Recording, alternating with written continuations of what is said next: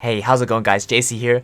Little bit of a different video today. Going to be commentating over one of my Challenger games because you guys voted so. You guys wanted to see how I do in Challenger and I thought I'll showcase this game where I did pretty well.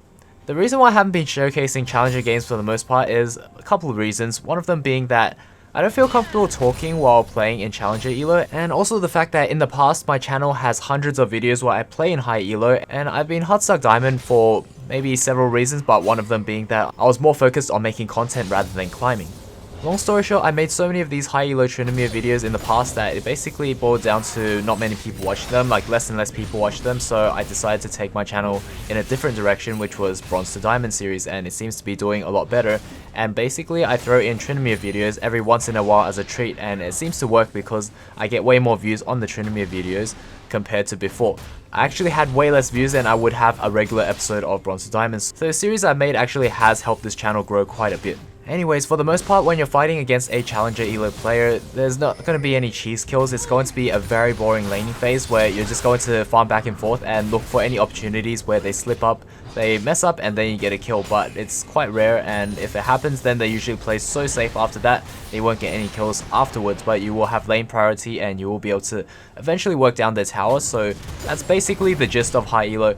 But this Illaoi actually makes it quite difficult for me to kill her because I am going for Domination secondary. I'm also running Doran's Blade, so if I don't get a very good all-in, if I take a lot of damage, it's going to be very painful for me. So as you guys can see, throughout the laning phase, she's surviving very well and she's landing a lot of her Qs, a lot of her Es, and for the most part she's very accurate with her skill shots, so it makes it very difficult for me to actually punish her because I'm already low health, so finding way less opportunities to all-in and fight and trade with her. The runes are on the screen right now for those that are curious, and what's really important is every time I queue on my Challenger account, I make sure that in the Champion Select lobby, I copy everyone that joined in the lobby and paste it onto op.gg. After that, I just have a look at each role. So let's say our mid laner, I look at that name and then I compare it to the op.gg. Is he a mid lane main? Yes or no? If it's a yes, good, I move on to the next one, jungle.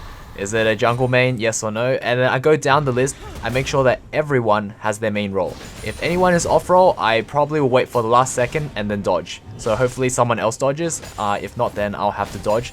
But the only exception is if there's only one autofill and it's a support autofill, make sure that that person plays Janna or someone very easy, very safe, then I'll usually go with the Q. So in this situation, I made sure that everyone was on roll, which was exactly what it was. Everyone's on roll. I think in this case the support was off roll, so it was okay. He was a jungle main, but support, so it doesn't really matter too much. But what I do notice is that when I looked up the enemy team, their mid laner, the Vladimir, is actually an off roll. So I know for the fact that because of this, our Zed should be able to win. So I was counting on our Zed to win. I was counting on myself to go even or win as well. And if that's the case, then we pretty much won the lane from there. Bot lane is very important. As long as the ADC is the ADC main, then they're going to become useful late game. That's very important. If you're off roll ADC, you might become very useless late game because they don't know how to play for the late game. So that's literally all it boils down to in Challenger Elo. If anyone's off-roll, then you're in a severe disadvantage, and as a main role, you're probably going to have to hyper-carry and pull a lot more weight than you normally need to. As you guys saw earlier, I was pushed under tower with low health and had absolutely no regen because I didn't have secondary resolve tree, and also I wasn't running Doran's shield, so I was in a really bad spot, and if jungler came, would have died. But because now we managed to heal off of her tentacles non-stop, since every time you kill a tentacle, you get 5 fury per auto, 10 fury per kill, so that is a lot of fury to heal off of. So I was just using her tentacles against her and then regenning from there, is using my Q and abusing her tentacle passive. And once she's out of mana, just go in on her, kill her, and it's very easy because as long as you don't get dove by a jungler, you'll be fine. That's why you would want to take Resolve and maybe even Doran's shield to survive until she goes out of mana, and then you just straight up kill her.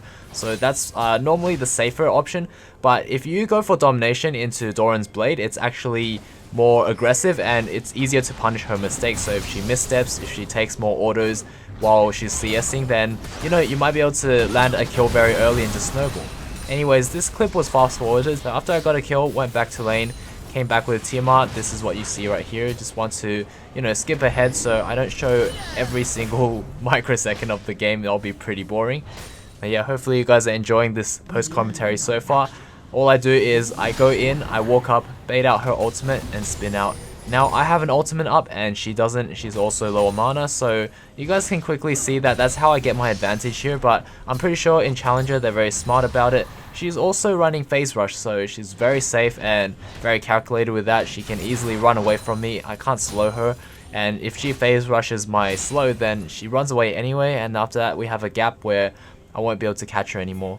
She's also tanky because she goes Ninja Tabbies, and Ninja Tabbies is really good against Tryndamere, not only for the obvious blocking auto attacks, but also the fact that she runs faster than me, and if I can't slow her, then I will never be able to catch her if she just simply runs faster. As you guys can see, all of that trade and all that strategy didn't work too well because all she did was just reset, go back to base, come back with items, and now we're basically back to square one again. So you guys can see this is just how Challenger is. There's very little action and therefore it kind of drives viewers away at the same time, because I noticed low elo games seems to drive in more views. And I'm saying that because that seems to be what people are more interested in watching. Not so much for the money because I'm really not earning anything, but I just want to grow the channel and I'm basing views off of what people are more interested in watching so far.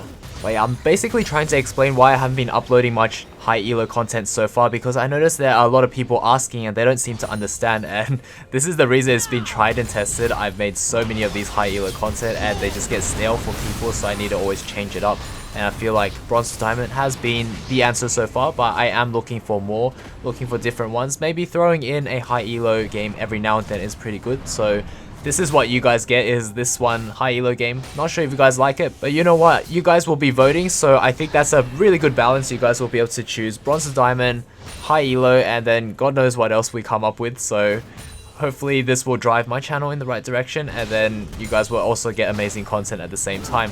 I think that is the way to go, just community driven. So right here I go really aggressive, actually even ignite, but I think I realized that she just ran way too fast because phase rush, and I was like, oh god, I just wasted ignite, and that was really bad. And phase rush just didn't really cross my mind at the time. I think if she didn't have phase rush, she just walked at normal speed, I might have been able to go for a kill with flash and ult.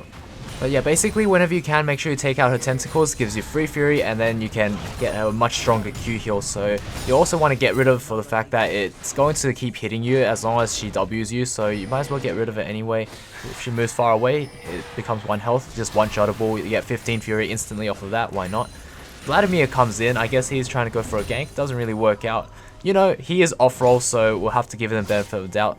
And you know what, he's going to net us a win because he's basically off-roll, so he's going to not perform well at all. And I see that Vlad went back, perfect opportunity, she has no ult, I have ult. I thought, hey, I'm going to flash in, cancel her back, and maybe just pick up a kill finally, but no.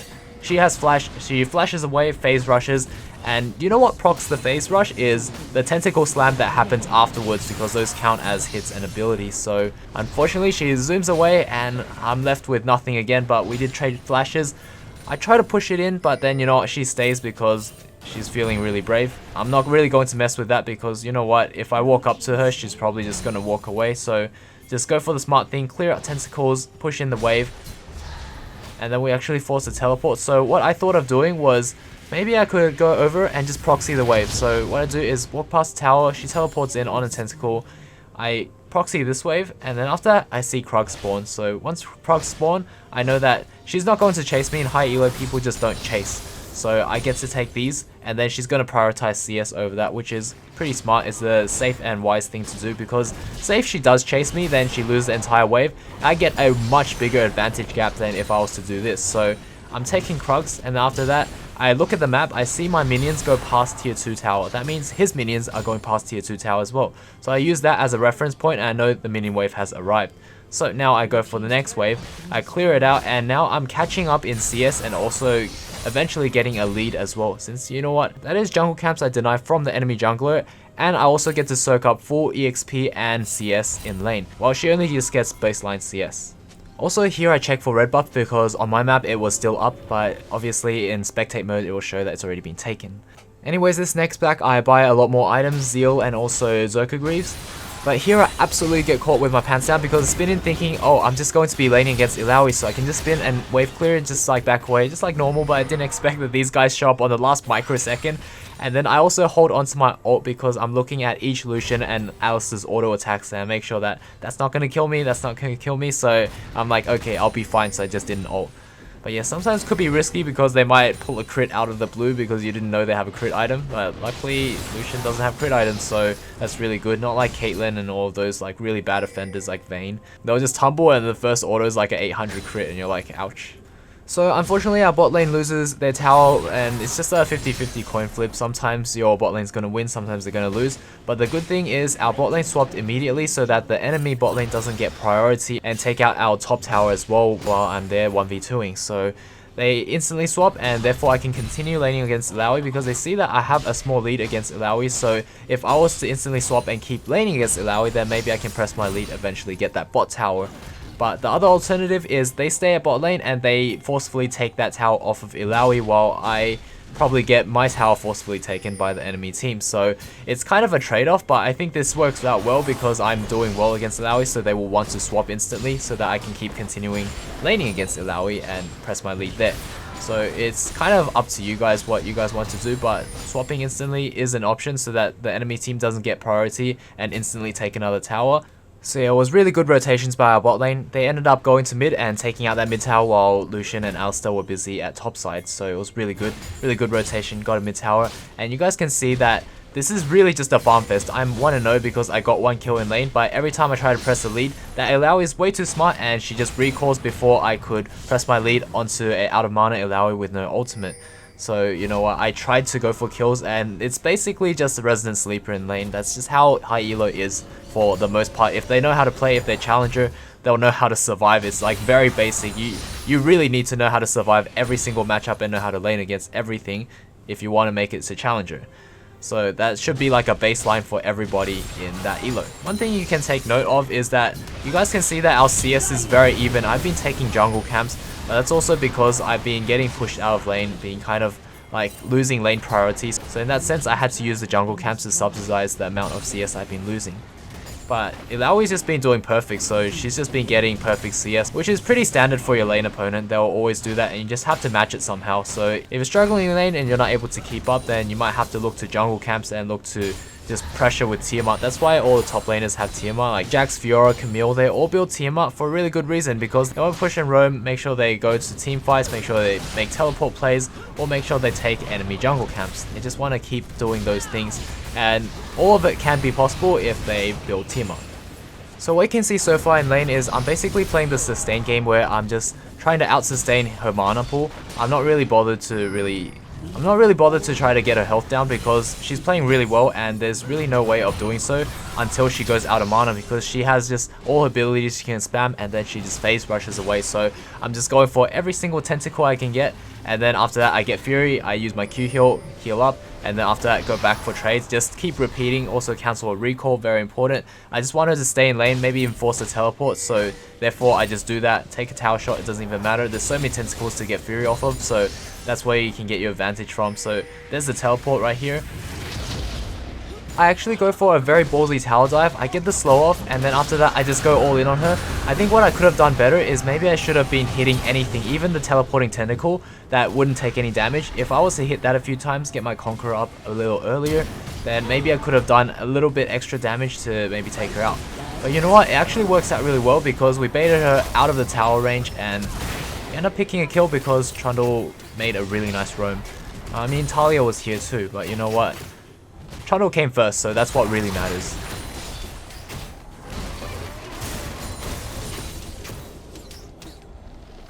I stick around because my bot lane decides to rotate to bot lane, which I feel like is a very poor decision because, you know what, they could have been pushing mid lane right now and we would have backed away anyway regardless of them coming, because they didn't really stop anyone from rotating to us. So if they stayed mid, they could have been pushing that mid tower. But instead, look at what happens. They basically get nothing achieved, and except for a chance for us to get caught out actually. That's about it. So be sure to not group with Tryndamere unless he asks you to, which is like pretty much never. So you know what, that's what you should do, because see the result, it's either you get killed or you run away. It's really bad. Don't group with Tryndamere, guys.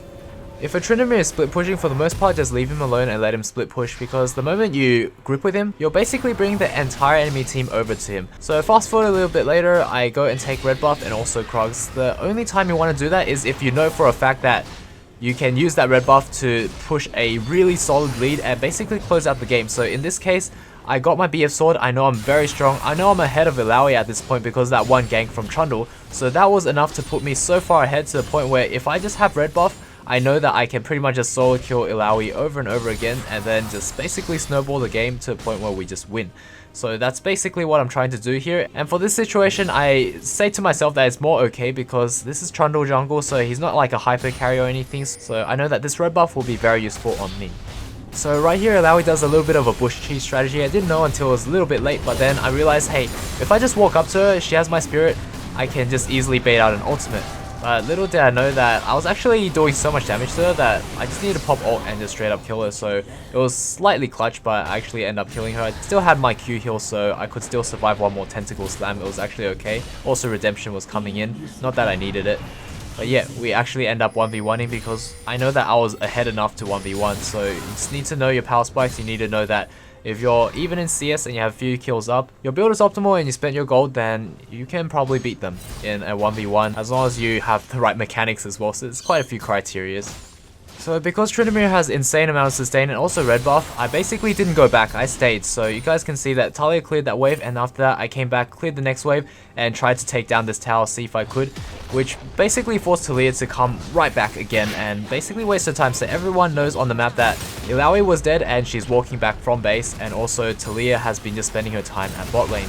But now I see that there's a fight going on, so I thought, hey, I'm just going to bait out the ult and then spin out, and then you know what? Trundle does the same thing, very smart, so we just bait out the ultimate, run out, and then see what we can do. So unfortunately I had to flash there because I actually have no ultimate and I just want to get out at this point in time. We forced a crazy ton of cooldowns, but then Alistair flashes in, does his knock-up combo, so I was like, oh my god, crap. He's going to go after me after Trundle dies because Trundle's already dead at this point, so I just need to get out of here, which I do. So that was a smart thing to do, not stay around any longer, knowing that I was in full danger. So after that recall, we come back. We only have 2 kills, but we already have an eye edge at 22 minutes. That's really good. That means we're super fed because every single kill in Challenger Elo is massive. We can do so much with it. So now that I'm ultra fed, like 2 kills is ultra fed by the way. If you feed any more than that, the game's over. So yeah, 2 kills. Now 3 kills because we're just snowballing at this point. So you guys can really quickly see how it goes, like how punishing 1, 2, or even 3 kills are. It's like very detrimental, especially if you lose those in lane. It's just absolutely game over.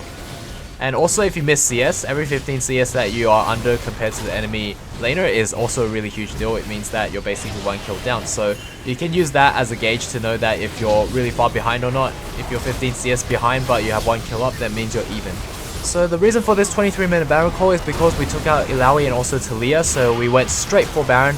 I went there because I know that I will be needed there in order to tank and take out Baron, because we do have 2 Mountain Drakes, so that Baron call was actually my call. I know that 2 Mountain Drakes equals really fast Baron, and if they were to try to contest it, they'll be so out of position that we can pick them off one at a time. So Illaoi teleports in, and then we just back off of Baron and let Illaoi tank that Baron, as you guys saw earlier. We just go for her teammates, and then soon after, Illaoi decides to ult flash, and then we just kill her because, you know what, she's not that far ahead, and we are super fed. So I end up picking up a triple kill. We end up picking up Baron as well very easily because double Mountain Drake OP. And you just have to recognize that and make a really split-second decision, especially if you catch out a jungler. That's already huge, and that's already enough to basically call for a Baron. But if you take out 2 people, instantly go for Baron. That's just the way you want to snowball and close out games, because you don't want the game to last long. You want the game to be closed out ASAP, because the enemy team, which are all challenger players, will be looking to close out the game right away. The instant you give them a chance, they'll close it out. So you want to be first to that, and if you were to like doodle around and not close out the game, then enemy team will close it out before you, and you basically just lost for no reason. So make sure that you see every single opportunity you can, and make sure you pick it out and use it right away. Also, if you want to get into the mind of a split pusher, you should know right now that my trinket ward is actually down, so you can see that I'm really just dallying around because I don't get enough information from the map to know that I'm safe. And also I want to ward that spot over there. You guys can see I'm hovering around, but I just don't have a trinket ward, so I don't dare to push any further. I don't want to suicide and lose my Baron and lose this huge lead that we have. So therefore you can see that I'm playing extremely safe until I know for a fact that I can push on. And also Illaoi is more like a stone wall that you just can't get past for now. If you're just standing on the tower, it's really rough. So what I want to do is just make sure that I just keep this lane pushed and keep Illaoi here. Once I have my trinket ward up, I can make sure I take jungle camps, rotate around, but I always have priority over Illaoi because she's staying under tower. So if I see Alistair running for his life, I just go and pick that up. Save my ultimate. I don't dare fight her because you know what, if she ults and I get a free ultimate, then I can just fight her later. I have my ult cooldown advantage over her. I don't need to fight her instantly, and I have insane sustain, so it doesn't really matter. I can just heal off of this minion wave and also the tentacles that spawn, get my fury up, and then after that I'll look for an all-in soon enough.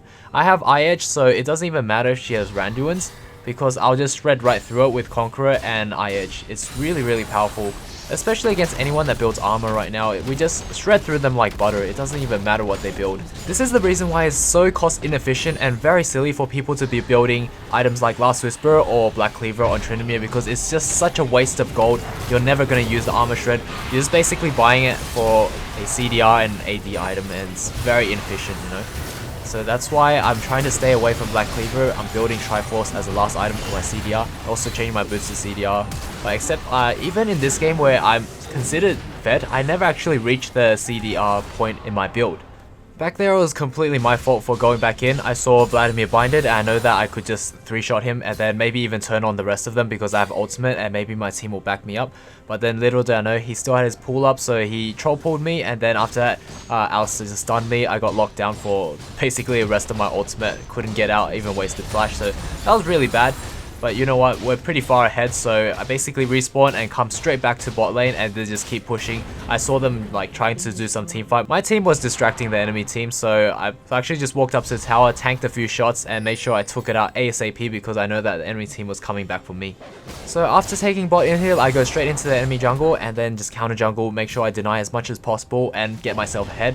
At the same time, I noticed that my team was not putting much pressure on the map, so it's not really safe for me to keep pushing bot lane, and there's no need to. I could easily just take blue buff, take wolves, and then once my team starts to pressure, I will pressure as well just to overwhelm the enemy team. So basically, you see your team pressuring, you pressure as well. If your team's not pressuring, you kind of have to be really careful about how you pressure because they could just group on you and kill you since there's no pressure from your team. So therefore, you're basically 1v5 at the moment until your team starts pressuring, and then it will alleviate some pressure and then you can bounce back and alleviate pressure from them as well. That's how split pushing basically works, is you want to take some attention off of the enemy, and if you take too much attention, then your team will do something. But if your team takes all of the attention, like a 4v5, then you'll basically take out their base. So enemy team is really stuck with a very tough decision because they're faced up against a split pusher.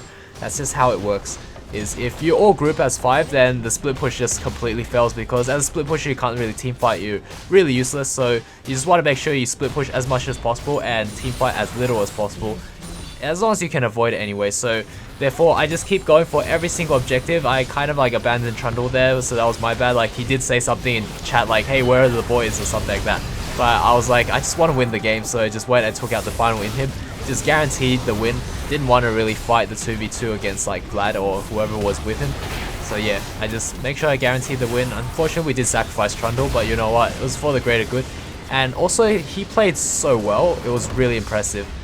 But yeah, after this one, I want to show the end score screen, which is right here. So you guys can see I got the 3 honors, so apparently I did really well. That's why I showcased this game. So hopefully you guys enjoyed that one. But yeah, be sure to comment down below which video you want to see in the next episode. And if you already see it, just make sure you upvote. As you guys heard earlier, I don't want to post high elo content too often because it'll get stale really fast. And also it takes a lot of effort to commentate over a game that has no commentary in the first place. So this actually took forever to commentate, just so you guys know. Hopefully you guys appreciate the effort. So yeah, I am 430 LP in this video, but since then, I've already dropped to 385 LP, unfortunately, so I am quite tilted at the moment, but that doesn't take away from the fact that I did really well in this game. This end score screen was actually taken from a community post that I post on YouTube every time I'm not able to make a video or have something to communicate to my subscribers. So if you guys haven't already subscribed, be sure to make sure you hit the notification bell so that I can actually communicate stuff to you about the channel, and also if I'm unable to upload, I'll be able to tell you guys what is going on and what's happening. But yeah, thank you so much for watching to the very end. Be sure to comment down below your video suggestions for the next episode. I'm hoping that it's going to be another Bronze Diamond episode. And yeah, I'll hopefully see you all in the next video. Cheers.